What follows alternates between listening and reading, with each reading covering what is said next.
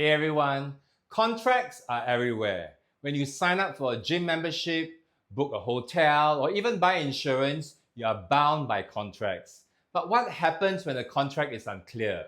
Who wins when words are ambiguous? Today, we talk about a powerful legal rule that protects the little guy, the Contra Proferentum rule. First, let's simplify this Latin term. Contra Proferentum means against the offeror or against the drafter. This rule is all about fairness. When a contract has an unclear clause, the courts will interpret the ambiguity against the party who wrote the contract. In other words, if a company writes a contract and it's confusing, any unclear term will be interpreted in favor of the other party, usually the customer. Why do courts apply this rule? Simple. Because the party drafting the contract had the power to make things clear but didn't. So the law ensures that they don't take advantage of that vagueness or ambiguity. The Contra Proferentum rule has been around for centuries, originating from English contract law. Courts recognized early on that businesses, landlords, and insurers often had the upper hand when drafting contracts. Therefore, to level the playing field, judges started interpreting ambiguities against the more powerful party. This principle has since become a fundamental part of contract law in many countries, including Singapore. Let's go through some examples to understand. In some contracts, you may see the phrase reasonable efforts. Now, reasonable efforts lacks a precise definition and can be interpreted in different ways.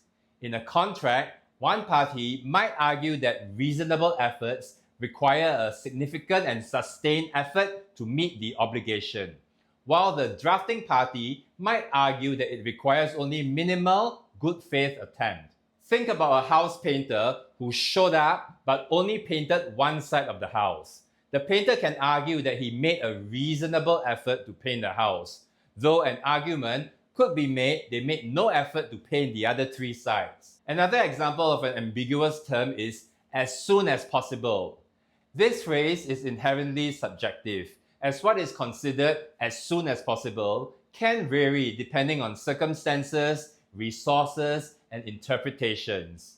For instance, in a service agreement, the customer might expect immediate action, while the service provider needs to wait for materials or appropriate staffing levels. Another frequently used term in contracts is substantially similar, to provide for a situation when one party is unable to obtain certain goods but has the right to substitute them with goods that are similar. The term substantially similar is also often used to describe conditions or criteria that need to be met but are inherently subjective. What one party considers substantially similar might differ significantly from the other party's perspective. For example, consider a wedding contract. A wedding contract could contain a clause that requires the wedding planner to provide a replacement planner substantially similar to them in the event the wedding planner cannot make it for the event. 1 week before the event, the wedding planner falls ill and is not able to make it. Therefore, the wedding planner who falls sick under this wedding contract will have to provide a replacement planner substantially similar to him. However, this definition of substantially similar may vary between the wedding couple and the original wedding planner. So, what does this mean for businesses and consumers? For businesses, it's a warning. If you draft contracts, be crystal clear in your wording. Courts will not give you the benefit of the doubt. For consumers, always read contracts carefully, and if something is unclear, remember that the law may favor you in a dispute. The Contra Proferentum rule ensures fairness in contracts. It's a reminder that power should come with responsibility. So the next time you sign a contract, remember, if it's unclear, the law is on your side. Thanks for joining me in this video. Don't forget to like, share, subscribe. I'll see you in the next one.